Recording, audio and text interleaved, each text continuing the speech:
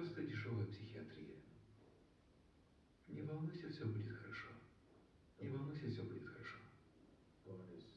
Бог держит свои объятия открытыми специально для вас. Если вы умрете, попадете прямиком к Нему в объятия.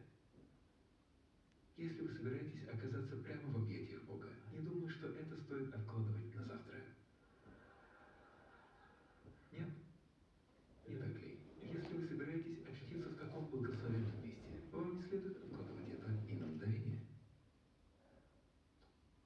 Это может быть приемлемым для кого-то другого, но не для вас, не так ли? Можно сказать так кому-нибудь другому, но не себе. Для себя это не сработает, не так ли? Да? Мы слишком долго полагались на то, что не работает для нас. Во всем этом заблуждении мы потеряли то, что действительно важно для нас.